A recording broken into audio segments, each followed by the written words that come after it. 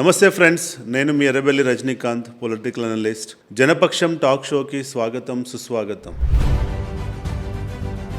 తెలంగాణ రాష్ట్రంలో పంచాయతీ ఎన్నికల వేడి మొదలైంది. ఏ గ్రామంలో చూసినా నామినేషన్ల పర్వం కొనసాగుతూ ఉంది. ఇప్పుడు మన ఎన్నికల పండుగ వచ్చేసింది.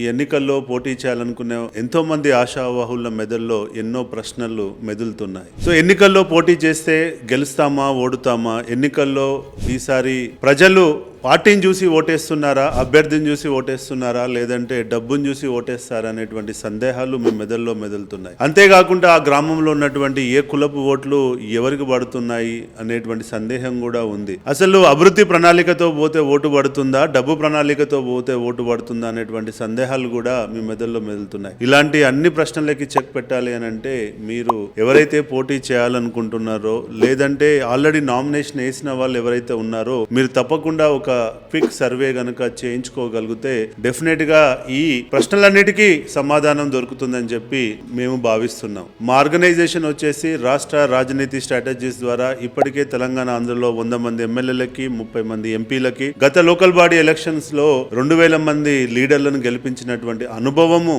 మా సంస్థ రాజనీతి స్ట్రాటజీస్ కి ఉంది. మేము ఈ మధ్యలో వచ్చిన జూబ్లీ హిల్స్ బై ఎలక్షన్ లో కూడా కాంగ్రెస్ పార్టీ గెలుస్తుందని, అది కూడా 25,000 మెజార్టీతో గెలుస్తుందని మేము స్పష్టంగా చెప్పాం. అంతే మెజార్టీ రావడం మనందరం చూసాం. కాబట్టి ఈ లోకల్ బాడీ ఎలక్షన్స్ విషయంలో మీ అందరికీ హెల్ప్ చేయాలన్నటువంటి ఉద్దేశంతో ఒక వీడియో సిరీస్ తో మేము ముందుకు వచ్చాం. ఈ వీడియో సిరీస్ లో మేము మొత్తం 15 ఎపిసోడ్స్ మేము షూట్ చేయబోతున్నాం. ఈ 15 ఎపిసోడ్స్ తప్పకుండా మీరు పోటీ చేయాలనుకున్న వాళ్ళు చూడండి. మీకు ఎంతో కొంత మీ గెలుపుకు ఈ వీడియో సిరీస్ డెఫినెట్ గా హెల్ప్ అవుతుందని చెప్పి నేను భావిస్తున్నాను. ఇక సర్వే విషయానికి వచ్చినట్లయితే, మీ గ్రామంలో మీరు గుడ్డిగా వెళ్ళి పోటీ చేయడము, లేదంటే ఎలాంటి ప్లానింగ్ లేకుండా ఎలక్షన్స్ లో దిగితే మీరు ఫెయిల్ అయ్యే ఛాన్సెస్ ఎక్కువగా ఉన్నాయి. ఎందుకంటే ప్రజల యొక్క ఆలోచన విధానం కనిపెట్టడం చాలా కష్టంగా ఉంది. మీరు ఆ గ్రామంలో ఉన్నప్పటికీ, ఆ గ్రామంలో నివసిస్తున్నప్పటికీ స్టిల్ ప్రజల మెదడులో ఏం జరుగుతుందనేది ఒక సైంటిఫిక్ గా మనం సర్వే చేసి చూస్తే తప్ప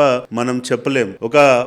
మన బాడీలో ఏం లేదనుకొని కూడా కొన్నిసార్లు డాక్టర్ల దగ్గరికి వెళ్తే డయాగ్నోస్ చేస్తే ఎలా అయితే ఒక ప్రాబ్లమ్స్ గుర్తించడం జరుగుతుందో, అలానే మనం ఈ ఎలక్షన్ సర్వే ద్వారా మీ గ్రామంలో ఏం జరుగుతుంది, ఏముంది, ప్రజలు మీ గురించి ఏమనుకుంటున్నారు, అసలు మీరు పోటీ చేయాలా లేదా, పోటీ చేస్తే గెలుస్తారా లేదా, ప్రజలు ఆ గ్రామంలో అభ్యర్థిని చూసి ఓటేస్తున్నారా, పార్టీని చూసి ఓటేస్తున్నారా, లేదంటే మీరు ఓటుకిచ్చే డబ్బును చూసి ఓటేస్తున్నారా, ఏ కులం వాళ్ళు ఎటువైపు ఓటేస్తున్నారు, అక్కడ ఉన్నటువంటి ఏ ఏజ్ గ్రూప్ వాళ్ళు ఎవరికి ఓటేస్తున్నారు, రైతులు ఎటేస్తున్నారు, రైతులు కాని కూలీలు ఎటేస్తున్నారు, ఇలా అంటే అంశాలపై మనం సర్వే చేసుకోగలిగితే డెఫినెట్ గా ఆ డేటా ఆధారంగా గనక మనము ఎన్నికల ప్రణాళికని తయారు చేసుకోగలిగితే డెఫినెట్ గా మీకు గెలిచేటువంటి అవకాశం పెరుగుతుందన్నది వాస్తవం. కాబట్టి మీరు దీనికి పెద్ద ఖర్చేం కాదు. మీరు ఒకవేళ మీరు సర్వే చేయించుకోవాలని అనుకుంటే మీరు ఈ స్క్రీన్ పై ఇచ్చినటువంటి నెంబర్ కి కాల్ చేయండి. మేము డెఫినెట్ గా మా టీమును పంపి మీకు సర్వే చేసి హెల్ప్ చేస్తాం.